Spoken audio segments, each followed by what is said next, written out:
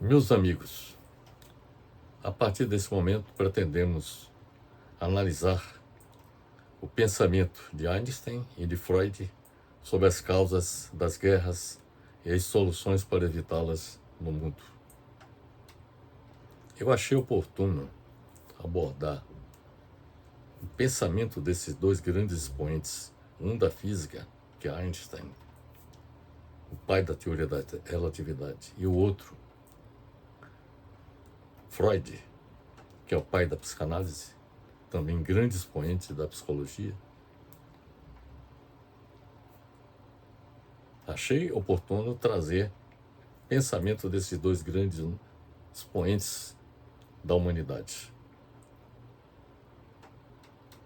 porque ambos trocaram cartas abordando esse tema, abordando as causas da guerra e as soluções para evitá-las no futuro.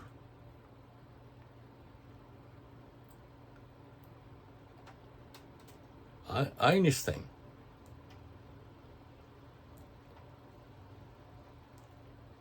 enviou uma carta para Freud.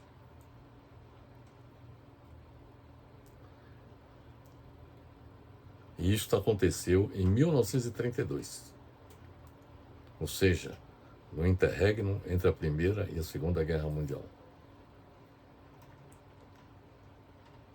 Albert Einstein perguntou a Freud se existe alguma forma de livrar a humanidade da ameaça de guerra e se é possível controlar a evolução da mente do homem, de modo a torná-lo à prova das psicoses do ódio e da destrutividade.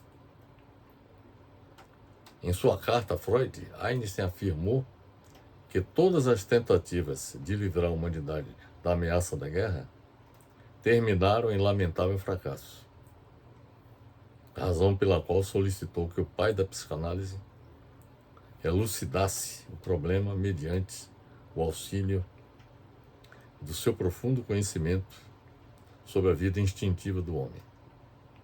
Ao solicitar a Freud que analisasse a vida instintiva do homem, Einstein parecia admitir que o comportamento violento humano resulta em maior grau do seu instinto animal e não do ambiente social onde ele vive. As questões colocadas por Einstein em carta endereçada a Freud foram as seguintes. Eu selecionei 3 questões que foram colocadas por Einstein endereçada a Freud. A primeira questão que Einstein endereça a Freud é a seguinte.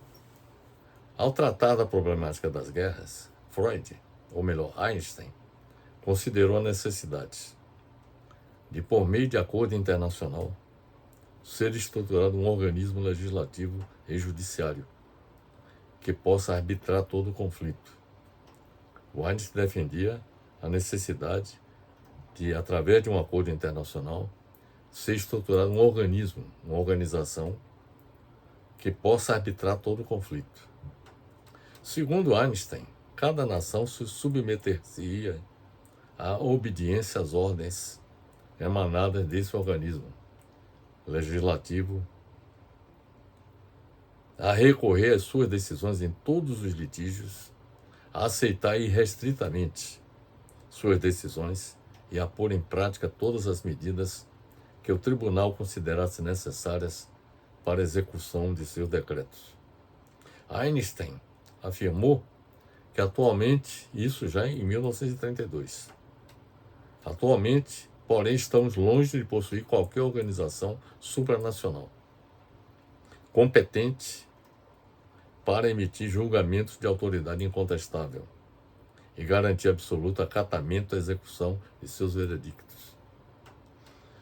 Einstein considera que a busca da segurança internacional envolve a renúncia incondicional por todas as nações, em determinada medida, à sua liberdade de ação, ou seja, à sua soberania. E Einstein ainda observa que em 1932 havia um organismo supranacional, a Liga das Nações, que deveria mediar os conflitos internacionais e fracassou ao não impedir a eclosão da Segunda Guerra Mundial.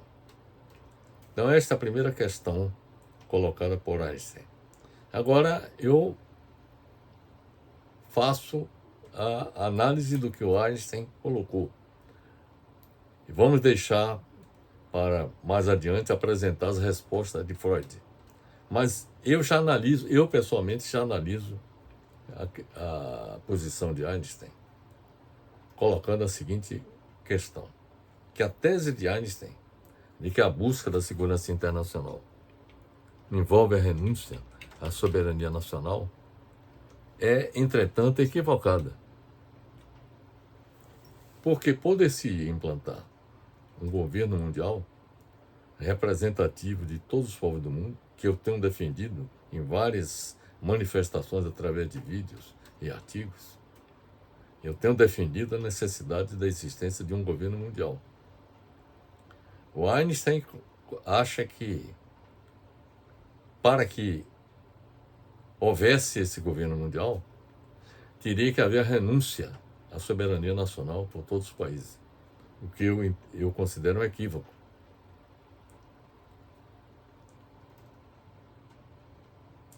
Porque esse governo mundial trataria apenas da mediação de conflitos internacionais, sem ingerência nos assuntos internos de cada país, cuja soberania seria respeitada. O que ocorre é o seguinte, é que a soberania de cada país deve ser restrita ao seu território. O que não se admite é que qualquer país exerça sua soberania agredindo um outro terceiro país envolvido.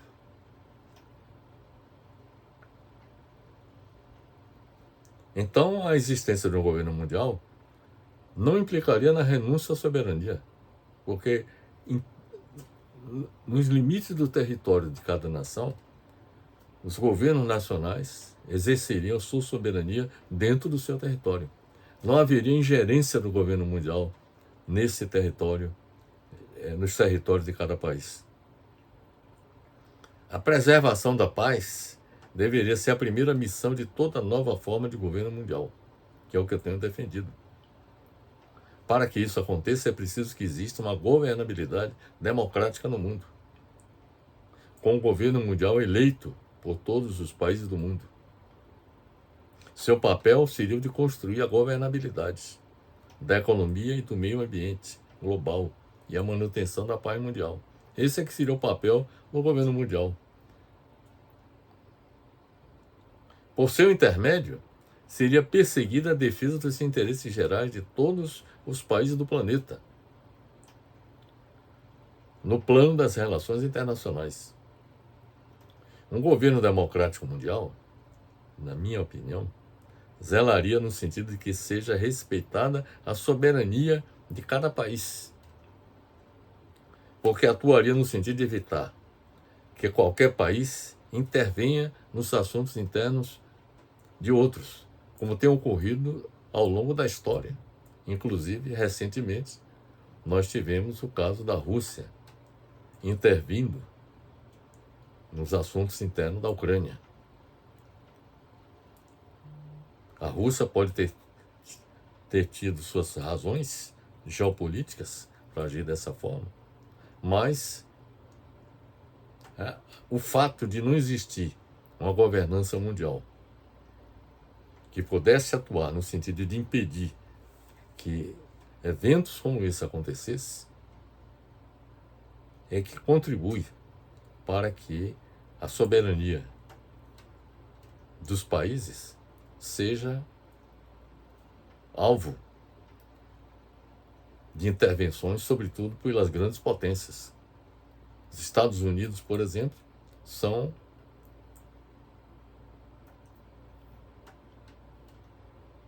exemplares no sentido de intervir nos assuntos internos de outros países, seja do ponto de vista militar, como do ponto de vista econômico. Tem sido esta a ação dos Estados Unidos, sistematicamente operando em todos os quadrantes do planeta.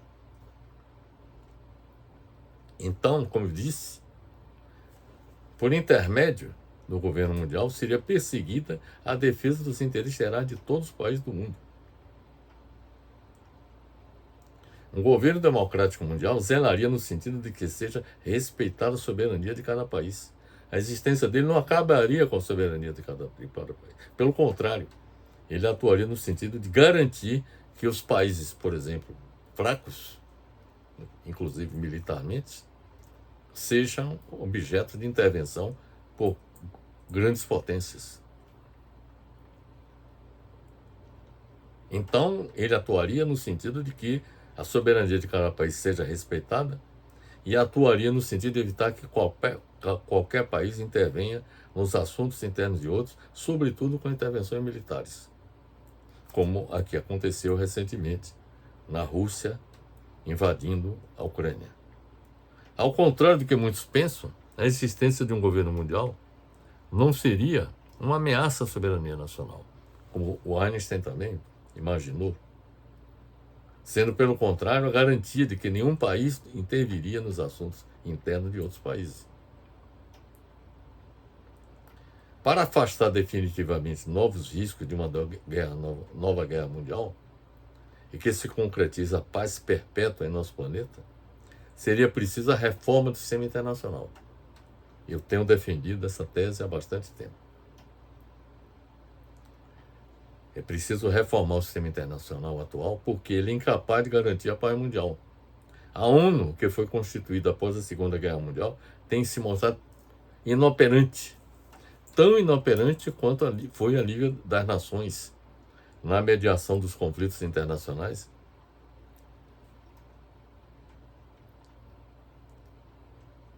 Que aconteceram desde a Primeira Guerra Mundial até a Segunda.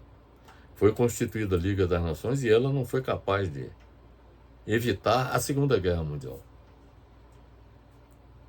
O novo sistema internacional, na minha opinião, deveria funcionar com base em um contrato social planetário, que seria a constituição do planeta Terra, na qual seriam estabelecidas as regras da convivência internacional.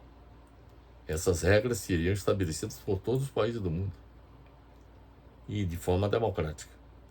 Para a elaboração do contrato social planetário, deveria haver a convocação de uma Assembleia Mundial Constituinte, com a participação de representantes de todos os países do mundo eleitos para esse fim. O contrato social planetário deveria estabelecer a existência de um governo mundial, cujo presidente deveria ser eleito com mais de 50% de votos do Parlamento Mundial. Seria eleito pelo Parlamento Mundial o presidente do governo mundial, a ser também constituído com representantes eleitos nos diversos países do mundo. Além do governo mundial, do Parlamento Mundial, deveria ser constituída também a Corte Suprema Mundial, que é também importantíssimo que ela exista, que deveria ser composta por juristas de alto nível do mundo, escolhido pelo Parlamento Mundial, os quais atuariam por tempo determinado, ou seja, os juristas. A Corte Suprema Mundial deveria julgar os casos que envolvam litígios entre os países, os crimes contra a humanidade e contra a natureza também, praticados por estados nacionais e por governantes, à luz do contrato social planetário. Além disso, a Corte Suprema deveria julgar conflitos que existem entre o governo mundial e o Parlamento Mundial e atuar como guardiã do contrato social planetário. O novo Estado de Direito Internacional, estruturado com base nesses parâmetros que eu coloquei,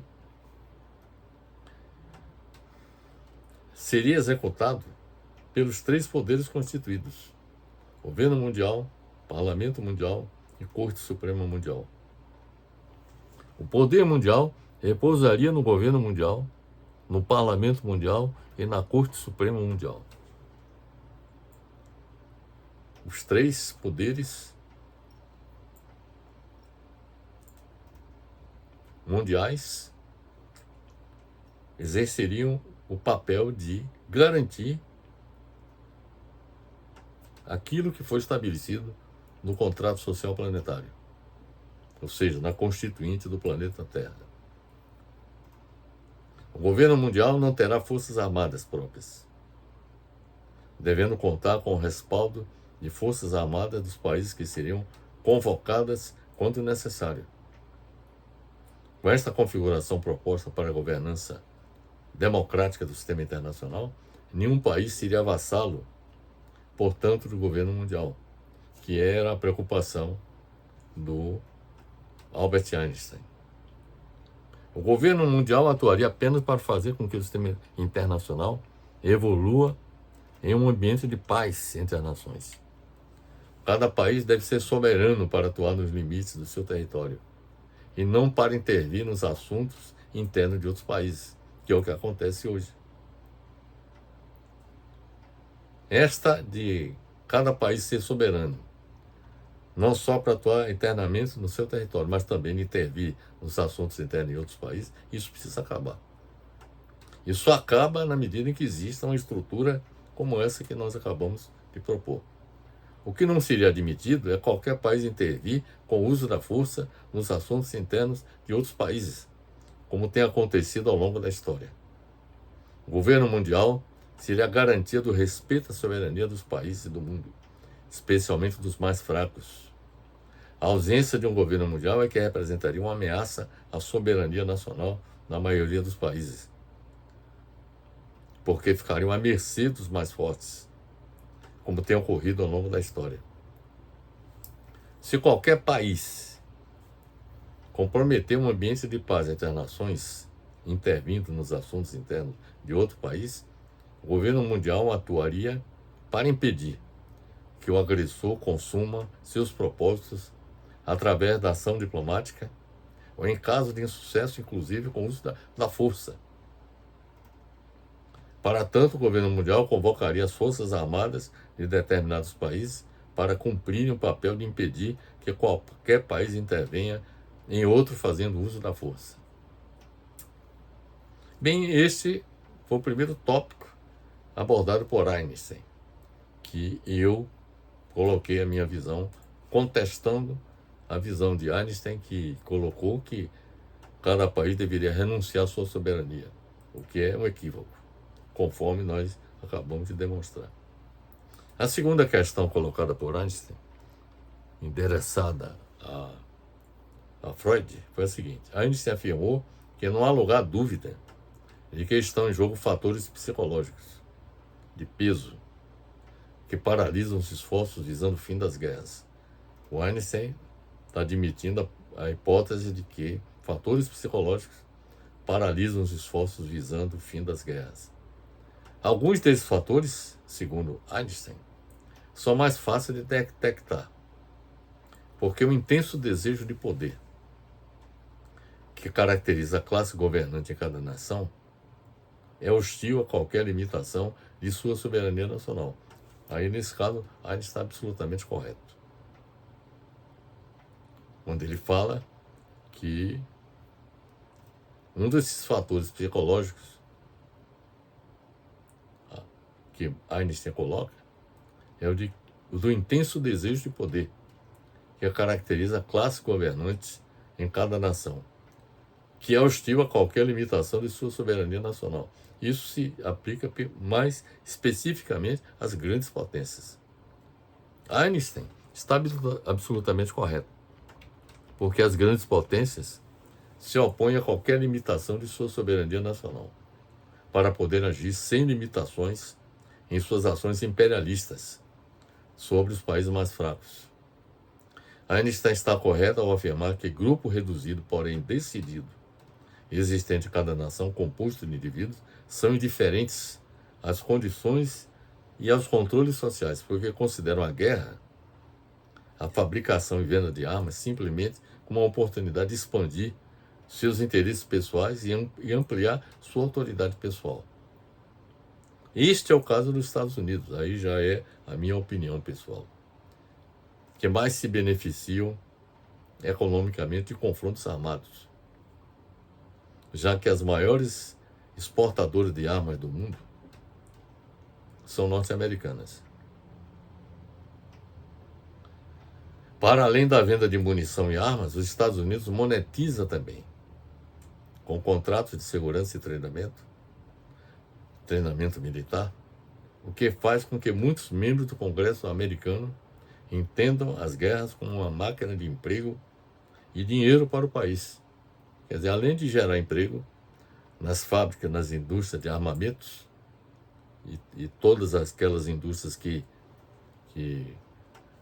operam em função dessa indústria de armamentos, gera emprego, como eu disse, mas também de muito dinheiro para o país. A lucratividade, por exemplo, da indústria bélica é gigantesca nos Estados Unidos. E o governo dos Estados Unidos também ganha com a cobrança, por exemplo, de impostos sobre os rendimentos da indústria bélica do país. A paz para os Estados Unidos poderia lhe custar muito caro. É por isso que a indústria bélica é o carro-chefe da indústria dos Estados Unidos. Ela é, digamos assim, o motor da economia norte-americana, da sua economia de guerra.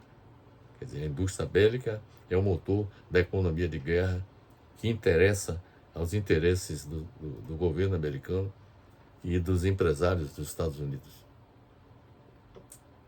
Então, com relação à segunda questão, concordo inteiramente com a tese de Einstein, que coloca que os governantes, o desejo de poder dos governantes, contribui para que a máquina de guerra de seus países seja colocada em ação. Mas, sobretudo, as grandes potências, e em particular os Estados Unidos, que após a Segunda Guerra Mundial, sobretudo, tem atuado globalmente, utilizando todo o seu poder militar e econômico para esmagar os interesses de muitos países que se opõem aos seus. A terceira questão posta por Einstein para Freud foi a seguinte. Einstein pergunta: como é possível a essa pequena súcia, quer dizer, essa pouca quantidade de gente que governa um país, conseguir dobrar a vontade da maioria? Levanta essa questão. Que se resigna a perder e a sofrer com uma situação de guerra, a serviço da ambição de poucos. Quer dizer, Einstein pergunta a Freud: como é possível a essa pequena súcia que governa um país? Quem governa o país não é só quem está nos altos postos do governo. Quem governa o país também são as classes dominantes. Quer dizer, os empresários que controlam, por exemplo, a indústria bélica americana e todos aqueles que têm interesses em que a guerra aconteça para que seus negócios prosperem. Aí ele levanta a questão como é que pode, com uma pequena quantidade de gente que governa o país, conseguir dobrar a vontade da maioria, que se resigna a perder, sofrer com uma situação de guerra. Quer dizer, isso aconteceu, por exemplo, na Alemanha, com Hitler, que conseguiu a adesão de todo o povo alemão para a sua guerra, para a sua guerra imperialista, visando a conquista do mundo. Mas isso se aplica também a todos os governos, o governo americano, o governo inglês, o próprio governo russo, e todos os governantes na era contemporânea.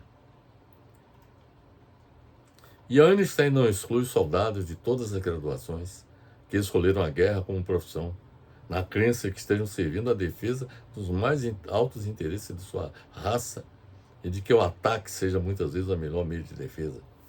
Segundo Einstein, parece que uma resposta óbvia a essa pergunta seria que a minoria, a classe dominante atual, possui as escolas, a imprensa e geralmente também a igreja. Isso é o que Einstein disse, sob seu poderio que possibilita organizar e dominar as emoções das massas e torná-las instrumento na mesma minoria. A opinião de Einstein é que a imprensa, a igreja, as escolas, todos contribuem no sentido de trabalhar para favorecer a essa minoria que trabalha pela guerra. Einstein pergunta ainda, como esses mecanismos conseguem tão bem despertar nos homens um entusiasmo extremado a ponto de estes se sacrificarem suas vidas, quer dizer, darem suas vidas em defesa da pátria, que muitas vezes é colocada como algo que todo patriota não deveria abrir mão, até de colocar sua vida a serviço da pátria. Einstein acha que pode haver apenas uma resposta, porque o homem encerra dentro de si um desejo de ódio e destruição. Aí já a opinião de Einstein é de que existe no interior do ser humano um desejo de ódio e de destruição. Segundo ele, em tempos normais, essa paixão existe em estado latente, emerge apenas em circunstâncias anormais. É, contudo, relativamente fácil despertá-la e elevá-la à potência de psicose coletiva, como aconteceu na Alemanha nazista, por exemplo, em que todo o povo alemão abraçou a tese de Hitler. Einstein afirma também que talvez aí esteja o ponto crucial de todo o complexo de fatores que estamos considerando, um enigma que só um especialista na ciência dos instintos humanos pode resolver, como Freud. Isso é o que Einstein colocou. A terceira grande pergunta de Einstein para Freud. O que eu tenho analisando essa colocação de Einstein, o que eu tenho a colocar é o seguinte, que Einstein está certo ao afirmar que a classe dominante atual possui as escolas, a imprensa e geralmente também a igreja, sob seu poderio que possibilita organizar e dominar as emoções das massas e torná-las instrumento na mesma minoria. Agora, tem um filósofo francês, Althusser, ele afirma o seguinte, que na escola, além de ler e escrever, são aprendidas também as regras do bom comportamento. Ou seja, a escola procura dizer qual é o bom comportamento de todos. Ou seja, aprende-se a ser submisso, é o que a escola ensina, à ordem vigente, fazendo com que as pessoas sejam submissas em relação à ideologia dominante. Concordo inteiramente com essa tese do Althusser. Louis Althusser, ele escreveu um livro, Aparelhos Ideológicos de Estado, em que ele identifica na escola com um desses aparelhos que são utilizados para tornar as pessoas submissas à ordem vigente, fazendo com que as pessoas sejam submissas em relação à ideologia dominante. E isso acontece em todos os países do mundo. Os aparelhos ideológicos de Estado, a escola, a imprensa, a igreja e a mídia em geral, trabalham sobre a mente das pessoas. A escola trabalha sobre a mente, a igreja, a mídia, trabalha sobre a mente das pessoas. O sistema de diferentes igrejas, o sistema escolar, tanto público quanto privado. O sistema familiar, o sistema jurídico, o sistema político, o sistema sindical. o sistema de informação e o sistema cultural são integrantes dos aparelhos ideológicos de Estado. São aparelhos ideológicos que trabalham no sentido da sustentação do sistema de vida dominante. Não apenas as escolas, a imprensa e a igreja colaboram com as classes dominantes para colocar a maioria da população a serviço da guerra. Os países belicistas, é isso que acontece. Na primeira metade do século XX, o rádio exerceu um papel fundamental na mistificação das massas pela propaganda política. Hoje são as redes sociais e a mídia em geral que cumprem um papel de mistificação das massas pela propaganda política. No Brasil nós tivemos um exemplo da mistificação das massas com o uso das redes sociais, sobretudo pelos adeptos de Bolsonaro. Einstein pergunta a Freud se é possível controlar a evolução da mente do homem, de modo a torná-lo a prova das psicoses do ódio e da destrutividade. Essa é a pergunta que o Einstein fez para Freud. Aqui Einstein não está se referindo tão somente às chamadas massas incultas. Einstein afirma que a experiência prova que é antes a chamada inteligência a mais inclinada a ceder a essas desastrosas sugestões coletivas. Não são apenas as massas incultas que aderem a essas teses.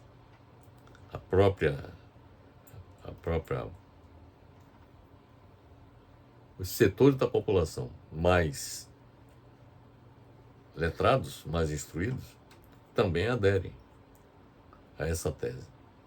Einstein solicitou a Freud que apresentasse o problema da paz mundial sob o enfoque das suas mais recentes descobertas, pois uma tal apresentação bem poderia demarcar o caminho para novos e frutíferos métodos de ação.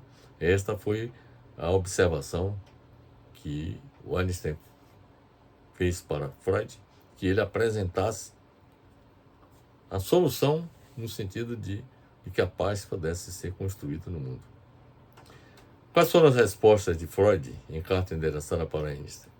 Ele ofereceu 3 respostas também. Primeiro, Freud afirma que as guerras somente serão evitadas, com certeza, se a humanidade se unir para estabelecer uma autoridade central, a quem será conferido o direito de arbitrar todos os conflitos de interesse. Aí, tanto Einstein quanto Freud, e quanto eu próprio, convergimos nessa tese, de que teria que haver um governo mundial, uma autoridade central que tivesse o direito de arbitrar todos os conflitos de interesse.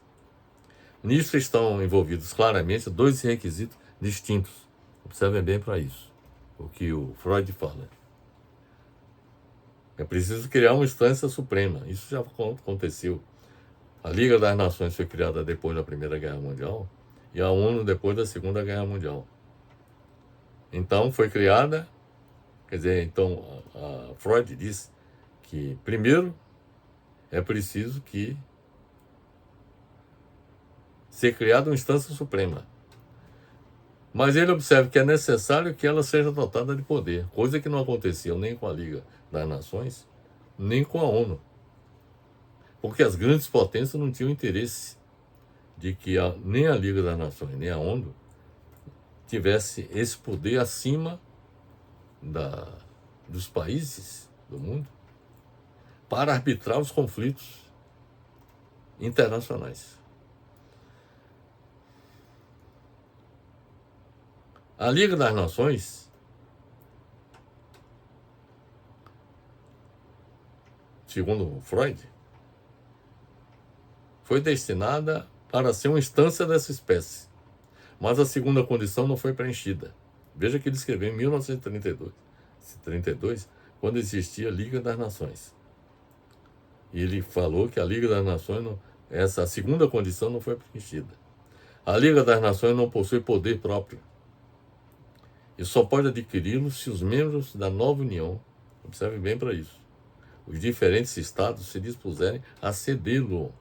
É preciso que haja A minha tese é de que isso deveria acontecer com a existência de um contrato social planetário e com a montagem de uma estrutura de poder mundial formada pelo governo mundial, parlamento mundial e Corte Suprema Mundial.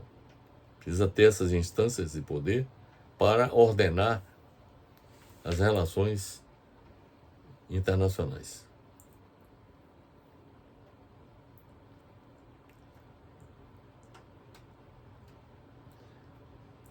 E Freud falou, na época, em 1932, que atualmente não existe ideia alguma que espera-se venha exercer uma autoridade unificadora dessa espécie. Você vê que até hoje isso não existe. Em 32, nem em 2023.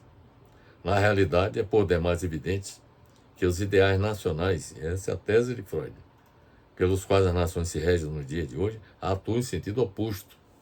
Então, cada país, sobretudo as grandes potências, procuram fazer prevalecer os seus interesses nacionais em detrimento de uma convergência global em torno de um governo mundial. Freud defende a existência de uma instância suprema dotada do necessário poder, isto é, um governo mundial, a quem seria conferido o direito de arbitrar todos os conflitos internacionais. A crítica que ele fez à Liga das Nações, que existiu entre a Primeira e a Segunda Guerra Mundial, se aplica também à ONU, criada depois da Segunda Guerra Mundial, e que se mostra ainda hoje impotente para lidar com os conflitos internacionais. Veja que o conflito Rússia e Ucrânia, a ONU não intervém absolutamente em nada. A segunda questão colocada por Freud é a seguinte: Freud afirma que inflamar nos homens o entusiasmo pela guerra insere a suspeita de que neles existe um instinto de ódio e de destruição, ou seja, que internamente no indivíduo existe um instinto de ódio e de destruição, que coopera com os esforços dos mercadores de guerra. Então, ele acha que os mercadores de guerra, aqueles que têm interesse em implementar as guerras, contam também com o fato de que das pessoas existe um instinto de ódio e de destruição, que coopera com os esforços dos mercadores da guerra. Freud acredita na existência de um instinto, veja a visão de Freud, instinto dessa natureza que durante os últimos anos tem se ocupado realmente, ele diz que tem se ocupado realmente em estudar suas manifestações. Freud afirma que os instintos humanos são de apenas dois tipos: aqueles que tendem a preservar e a unir, que ele denomina eróticos, exatamente no mesmo sentido em que Platão usa a palavra eros, ou sexuais, com uma deliberada ampliação da concepção popular de sexualidade. Então existe esse instinto que tende a preservar e a unir, que ele chamou de eros, e aqueles que tendem a destruir e a matar. Então, no ser humano, na opinião de Freud, existem dois instintos: o instinto de preservar e de unir e o instinto de destruir e matar, os quais ele agrupou como instinto agressivo destrutivo. Quando os seres humanos são incitados à guerra, podem ter toda uma gama de motivos para se deixarem levar, uns nobres, outros vis, alguns francamente declarados, outros jamais mencionados. E esse instinto está em atividade em toda criatura viva e procura levá-la ao aniquilamento, reduzir a vida à condição original de matéria inanimada. Essa é a tese de Freud. Portanto, para Freud, merece com toda seriedade ser denominado instinto de morte. Ele acha que as pessoas têm o instinto de morte, ao passo que os instintos eróticos representam o esforço de viver. Então, ele contrapõe o instinto de viver com o instinto de morte. O instinto de morte torna-se instinto destrutivo, quando, com auxílio de órgãos especiais, é dirigido para fora para objetos. O organismo preserva sua própria vida, por assim dizer, destruindo uma vida alheia. Segundo Freud, uma parte do instinto de morte contudo, continua atuante dentro do organismo, que ele tem procurado atribuir numerosos fenômenos normais e patológicos a essa internalização do instinto de destruição.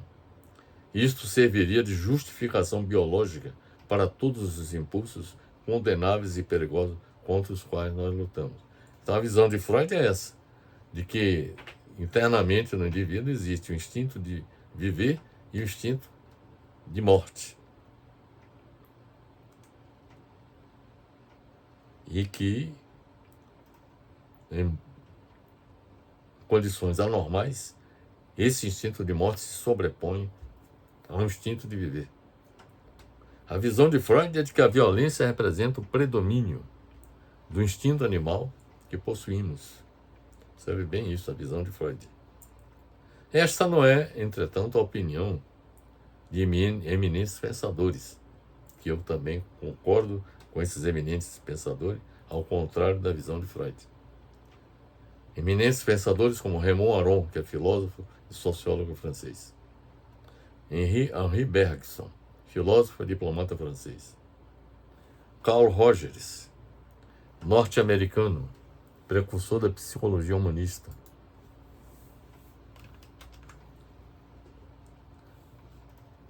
Jean-Jacques Rousseau, escritor e filósofo suíço. E Karl Marx, economista, filósofo, historiador e cientista político alemão. Todos eles consideram que o comportamento agressivo do ser humano resulta do contexto social em que ele vive. Isto explicaria a escalada da criminalidade e das guerras em todas as épocas, em todo o mundo. Há milênios, cientistas e filósofos levantam a seguinte questão: a natureza humana é inata ou é produto do ambiente ou de ambos? Ou seja, o ser humano, o comportamento do ser humano, é ditado por fatores internos ao ser humano, ou do ambiente ou de ambos. Porque o mundo se torna mais violento a cada ano. Não apenas se verifica o aumento do número de conflitos armados no globo, como as próprias pessoas estão mais violentas. Qual a explicação para isso? Não é incomum a afirmativa de que desde que o mundo é mundo, sempre existiu a violência entre os seres humanos. Será difícil encontrar alguém hoje que não acredite nesta afirmativa. E, no entanto, ela é falsa. Porque nos primórdios da humanidade não havia violência que se manifesta hoje entre os indivíduos e entre as comunidades humanas. Segundo Raymond Aron, ele escreveu um livro, Paz e Guerra entre as Nações. E ao escrever esse livro, ele pesquisou sobre a guerra desde os primórdios da humanidade, desde os tempos mais remotos. E Raymond Aron afirmou o seguinte, que nenhum ser humano, nenhum povo daquele tempo longínquo, teria tido a ideia de agredir uns seus semelhantes. Nem sequer eles seriam capazes de, por exemplo, anexar terras do seu vizinho contra sua vontade, por meio da força bruta. É difícil tentar, segundo Raymond Aron, estabelecer um paralelo entre o modo de vida dos seres humanos daquela época com a humanidade de hoje. Naquela época, o viver em paz e harmonia com os seus semelhantes era para os seres humanos algo tão natural como respirar, comer e dormir. Era uma época em que os seres humanos estavam enfrentando as feras. E precisavam, por exemplo, todos de buscar um alimento para sua sustentação. Para isso era necessário cooperação, para enfrentar as feras, como também para a obtenção dos alimentos. A coleta dos alimentos, que logo no início o que se fazia era isso, era coletar os alimentos para a sobrevivência humana.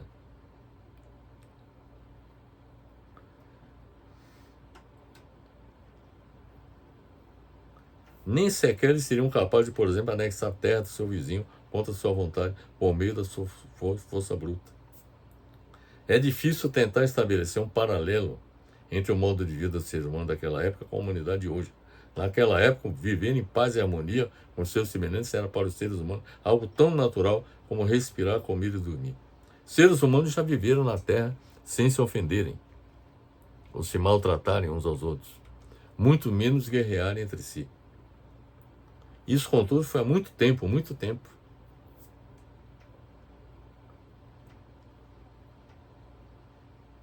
Nenhum registro dessa época chegou até o presente, e por isso é suposto que esta situação não tenha existido. Segundo Raymond Aron, à medida que a vida do homem se organiza em famílias e em bandos, menos prováveis nos poderiam parecer as condutas propriamente belicosas. A maior parte dos animais luta, mas são raras as espécies que praticam a guerra, entendida como ação coletiva e organizada. Aron afirma que o Homo sapiens surgiu há cerca de 600 mil anos. O Homo sapiens, o ser humano, existe há 600 mil anos. A Revolução Neolítica, a agricultura regular e a criação de animais datam de uns 10 mil anos. 10 mil anos é que as civilizações ou sociedades complexas surgiram. Ou melhor, a Revolução Neolítica, a agricultura regular e a criação de animais datam de 10 mil anos. As civilizações ou sociedades complexas, aí sim, surgiram há cerca de 6 mil anos atrás. Isso significa dizer que o período denominado histórico representa 1/100º da duração total da existência da humanidade no planeta Terra. Segundo Aron, nenhum antropólogo, veja bem, ele pesquisou sobre isso, nenhum antropólogo encontrou jamais qualquer prova de que os homens tivessem elaborado uma organização, uma tática de combate antes da Idade do Bronze, há 3.300 anos antes de Cristo. Há 3.300 antes de Cristo, há 1.300, há 700 anos antes de Cristo. Não surpreende, pois, que os primeiros indícios incontestáveis dos exércitos e da guerra datem da Idade do Bronze, que é um período da civilização no qual ocorreu o desenvolvimento dessa liga metálica resultante da mistura de cobre com estanho. Aron afirma que, na espécie humana, as manifestações da agressividade são inseparáveis da vida coletiva. Mesmo quando se trata da reação do indivíduo contra o outro, a agressividade é influenciada, de muitos modos, pelo contexto social. Esta é a tese de Raymond Aron. O surgimento de uma existência propriamente social não foi a única causa das novas dimensões que assumiu o fenômeno da agressividade. Ele coloca o seguinte: a frustração e a inadaptação que leva o indivíduo à reação agressiva constitui o fato mais importante das relações humanas. Então, a questão da frustração dos indivíduos no ambiente social, isso contribui para que ele se torne agressivo. A frustração e a inadaptação levam o indivíduo à reação agressiva, constituem o fato mais importante nas relações humanas. Aron é defensor da tese de que a frustração é uma experiência psíquica revelada pela consciência. Todos os indivíduos sentem frustrações desde a infância. A frustração é, antes de mais nada, a experiência de quê? De uma privação. Isto é, um bem desejado e não alcançado. Uma opressão sentida penosamente. Então, a questão da frustração é que é o elemento determinante, né, da agressividade. A cadeia de causalidade que leva às emoções ou aos atos de agressividade se origina sempre em um fenômeno externo. Esse é que é o ponto. Se origina sempre em um fenômeno externo e não internamente ao indivíduo.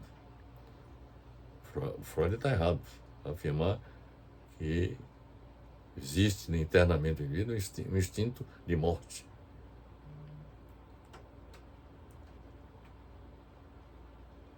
Não há prova fisiológica que haja uma incitação espontânea à luta, originada no próprio organismo do indivíduo, como afirma Freud.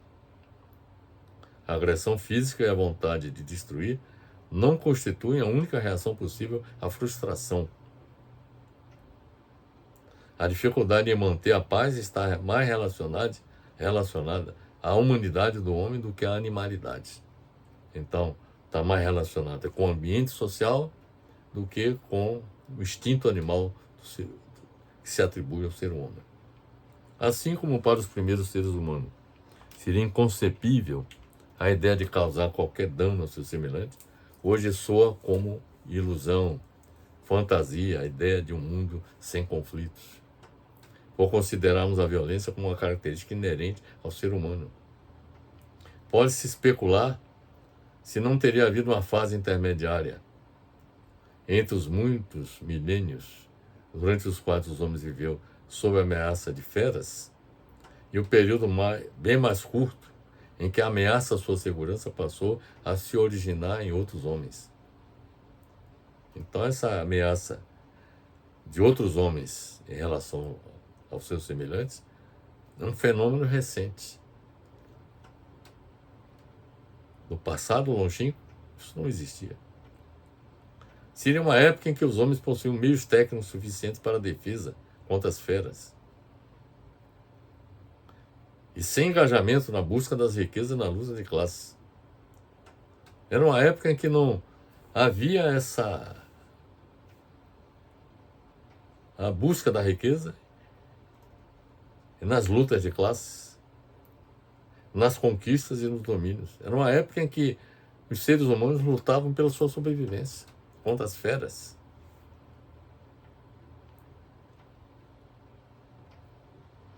E para isso era necessário que houvesse o quê? Cooperação entre todos eles. E não haveria espaço para o conflito entre os seres humanos. Está demonstrado que sociedades pequenas, sem instrumentos metálicos, observe bem para isso, isoladas, ainda não mostram traços característicos das sociedades belicosas. Isso só passou a acontecer a partir do momento em que instrumentos metálicos e sociedades complexas passam a ter características belicosas. Mas aí outros fatores passaram a intervir sobre a vida de todos aqueles que viviam naquela época. Seria uma época, repito, em que os homens possuíam meios técnicos suficientes para a defesa contra as feras e sem engajamento nas buscas das riquezas, na luta de classe, nas conquistas e no domínio. Essa era uma época em que havia cooperação entre seres humanos. Está demonstrado que sociedades pequenas, sem instrumentos metálicos, isoladas, ainda não mostram traços característicos das sociedades belicosas. O Raymond Aron afirma em sua obra Paz e Guerra entre as Nações que os biólogos chamam de agressividade a propensão de um animal a atacar outro da mesma espécie ou espécie diferente. Na maior parte das espécies, mas não em todas, os indivíduos lutam entre si. Alguns não são agressivos, isto é, não tomam a iniciativa do ataque, mas se defendem quando são atacadas. Entre os primatas, o homem se situa na parte inferior da escala de agressividade, de acordo com os estudos que o Raymond Aron desenvolveu e constatou. O Henri Bergson, por sua vez, afirma que a origem da violência da guerra é a existência da propriedade individual coletiva.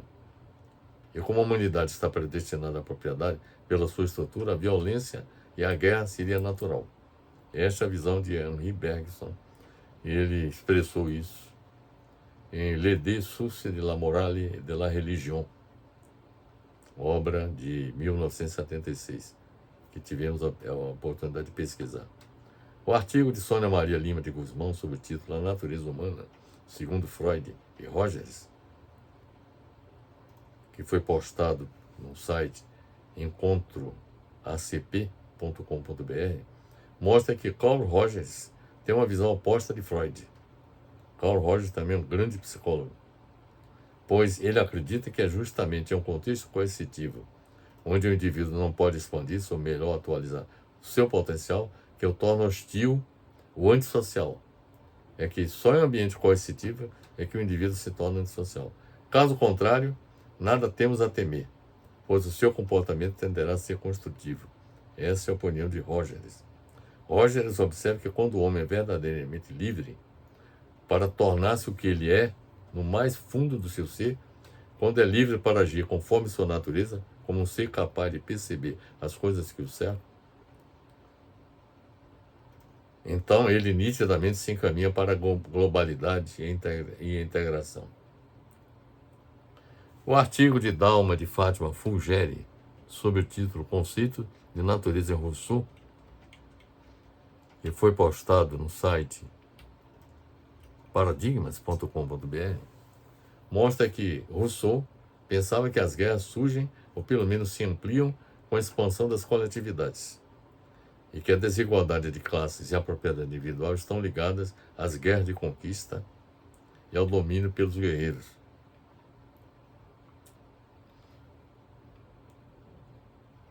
Isso é verdadeiro, como, por exemplo, a verdadeira tese de Rogers, de que o homem, se ele vive em um ambiente em que ele se sente livre, e que é livre para agir conforme sua natureza, como um ser capaz de perceber as coisas que o cercam, então ele nitidamente se torna um ser construtivo. Já o Rousseau entende que as guerras resultam da desigualdade de classe e da propriedade individual. E ele afirma que não poderia ser diferente, uma vez que as unidades políticas foram forjadas para o combate e o preço da vitória foi sempre a terra, escravos e metais preciosos. Que é isso que aconteceu ao longo da história da humanidade. Para Karl Marx, o que caracteriza o homem não é apenas a racionalidade, mas o fato de ser o artífice do seu próprio desenvolvimento. Os seres humanos são capazes de mudar o mundo ao seu redor e, fazendo isso, mudam a si mesmos. O artigo A Natureza do Homem, segundo Karl Marx, foi postado no site Nomosofia, blogspot.com.br, informa que Marx apresentou uma definição da essência da natureza humana nos manuscritos filosóficos, caracterizando os seres humanos como uma atividade livre e consciente, em contraste com a natureza do animal. Marx afirma que os conflitos sociais resultam da divisão da sociedade em classes, com o surgimento da propriedade privada em substituição à propriedade coletiva dos meios de produção imperantes nas sociedades primitivas. Constata-se, portanto, meus amigos, que os grandes pensadores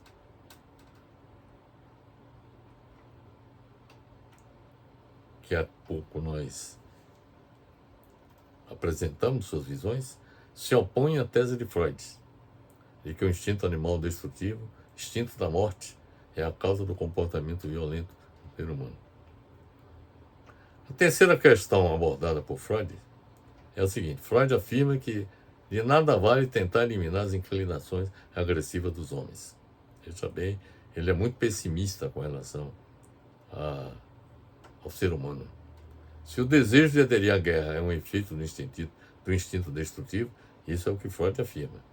A recomendação mais evidente será contrapor-lhe o seu antagonista, Eros, que, segundo ele, que é o oposto do instinto destrutivo da morte que está no ser humano. Um exemplo da desigualdade inata e irremovível dos homens, segundo Freud, é sua tendência a se classificar em dois tipos: o dos líderes e o dos seguidores. Estes últimos, os seguidores, segundo Freud, constituem a vasta maioria. Têm necessidade de uma autoridade que tome decisões por eles, e a qual, na sua maioria, devota uma submissão ilimitada. Isto sugere que se deva dar mais atenção do que até hoje se tem dado à educação da camada superior dos homens. Ele acha que se deve dotar a camada superior de educação, que eles sejam dotados de mentalidade independente, não passível de intimidação e desejosa de manter-se fiel à verdade, cuja preocupação seja a de dirigir as massas dependentes. Essa questão das massas dependentes, essa colocação de que, claro que até hoje existe a tendência desses dois tipos, a dos líderes e a dos seguidores. Mas essa dos seguidores seguirem cegamente os seus líderes, isso tem a ver com a educação.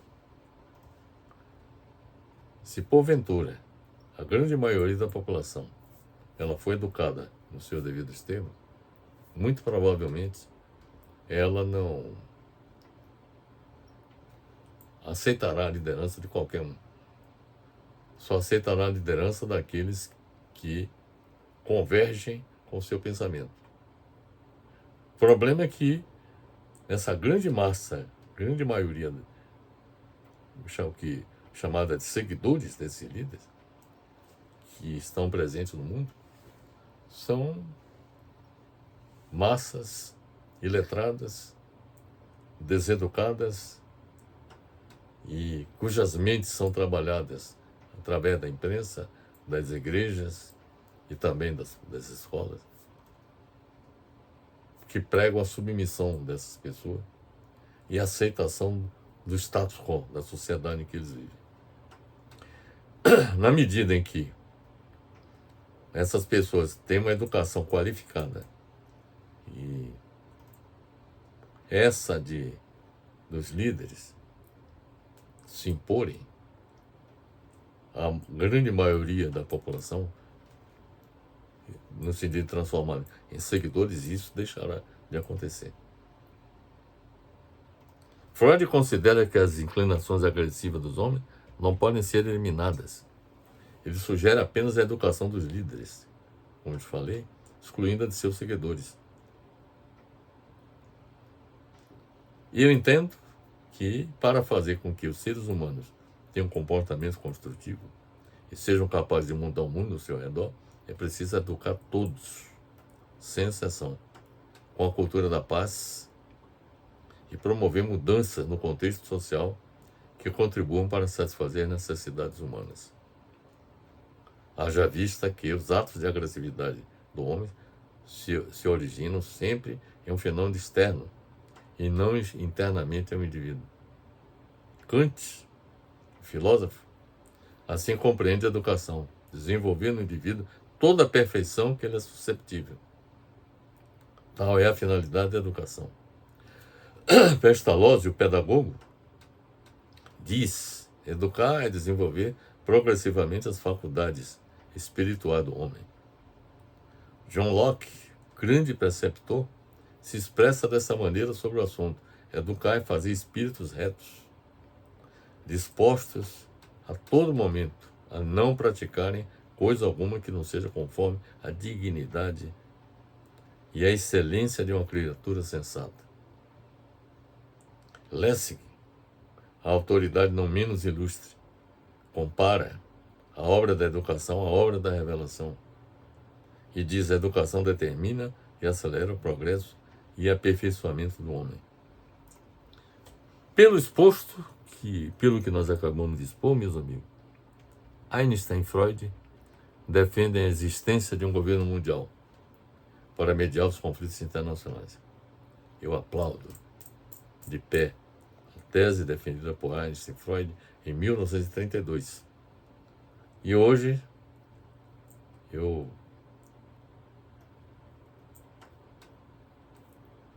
fico feliz de também abraçar essa mesma tese. Einstein admite e Freud defende a tese de que existe um instinto animal no ser humano e contribui para a sua agressividade. Ao contrário de Einstein e Freud, Raymond Aron, filósofo e sociólogo francês, Henri Bergson, filósofo e diplomata francês, Carl Rogers, norte-americano, precursor da psicologia humanista, Jean-Jacques Rousseau, escritor e filósofo suíço, e Karl Marx, economista, filósofo e cientista político alemão, defende a tese de que a agressividade humana resulta do ambiente em que vive o ser humano. Para fazer com que os seres humanos tenham um comportamento construtivo e sejam capazes de mudar o mundo ao seu redor, é preciso educar a todos com a cultura da paz e promover mudança no ambiente social, que contribuam para satisfazer as necessidades humanas. Haja vista que os atos de agressividade do homem se originam sempre em um fenômeno externo e não internamente ao indivíduo. Então essas são, portanto, meus amigos, as considerações que eu trago para todos vocês a respeito do pensamento de dois grandes e eminentes seres humanos que deram contribuições relevantes. Einstein, a física com a teoria da relatividade, e Freud com o desenvolvimento da psicanálise.